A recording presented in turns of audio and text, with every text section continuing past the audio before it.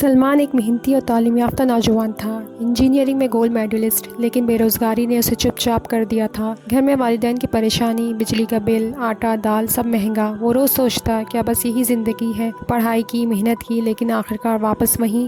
ایک دن اس کا بچپن کا دوست حسن، جو جرمنی میں سیٹل تھا، ویڈیو کال پر بولا، یار ادھر آ جا، تنخواہ اچھی، سسٹم مضبوط اور زندگی آرام دہ۔ سلمان کی آنکھوں میں چمک آ گئی، ماں کی آنکھوں میں آنسو۔ باپ نے فقط اتنا کہا، اگر تو چلا گیا تو گھر کی رونق کون سنبھالے گا؟ سلمان جرمنی آ گیا۔ ابتدائی دن اچھے تھے، تنخواہ، گاڑی، صاف سڑکیں، وقت کی پابندی، سب کچھ خواب جیسا لگا۔ لیکن چند ہی دنوں میں سچائی نے دھیرے دھیرے دروازہ کھٹکھٹایا۔ یہاں کوئی مسجد قریب نہیں، جمعے کی نماز کے لیے باس سے اجازت مانگنی پڑتی۔ بچے اسکول سے آ کر کہتا، بابا میرے سب دوست کرسمس مناتے ہیں، ہم کیوں نہیں مناتے؟ رمضان میں نہ سحری کا شور، نہ اذان کی آواز اور نہ ہی افطار کی خوشبو۔ اور سب سے تکلیف دہ لمحہ وہ تھا جب اس کی بیٹی نے کہا، بابا میری دوست کہتی ہے کہ 18 سال بعد میں آزاد ہوں، آپ مجھے نہیں روک سکتے۔ سلمان نے دیکھا وہاں بچے 18 سال کے بعد والدین کو چھوڑ کر اپنی دنیا میں مگن ہو جاتے ہیں۔ بوڑھے ماں باپ اکیلے نرسنگ ہومز میں پڑے رہتے ہیں، کوئی عیادت کو نہیں آتا، عورتوں کو بھی مردوں کی طرح کام کرنا پڑتا ہے صبح سے شام تک۔ اگر بیوی بیمار ہو یا بچہ چھوٹا ہو، کوئی مدد کرنے والا نہیں۔ پڑوسی کا مطلب صرف دروازہ نمبر 5، نہ سلام نہ دعا۔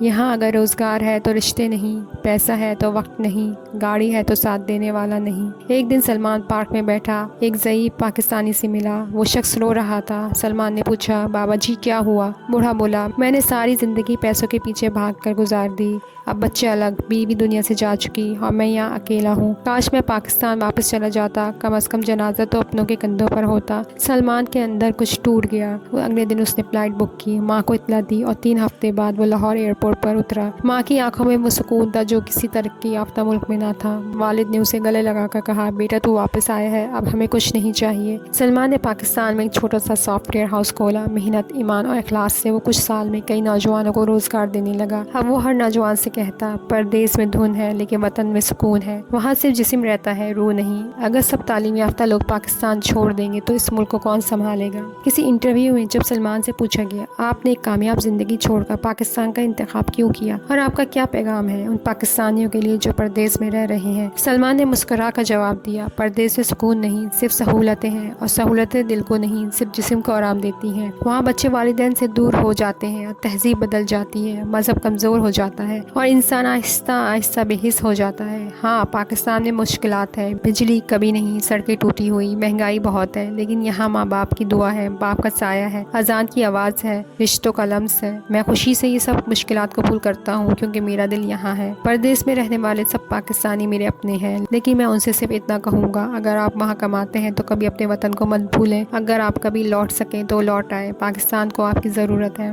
پردیس اچھا ہو سکتا ہے لیکن ہمیشہ کے لیے نہیں۔ مذہب، رشتے اور شناخت صرف اپنے ملک میں مکمل محسوس ہوتی ہے۔ اگر سب چلے گئے تو پاکستان کا مقدر کون بدلے گا؟ ہمیں دوسروں کے ملک نہیں، اپنے ملک کو جنت بنانا ہے، اور یہ تب ہی ممکن ہے جب ہم یہاں رہیں، یہاں لڑیں اور یہاں اٹھیں۔ اگر آپ کے پاس موقع ہو پردیس جانے کا تو کیا آپ پاکستان کے لیے وہ موقع چھوڑ سکتے ہیں؟ کمنٹ میں جواب دیں، ویڈیو کو لائک کریں اور سبسکرائب کرنا نہ بھولیں۔ پاکستان زندہ باد۔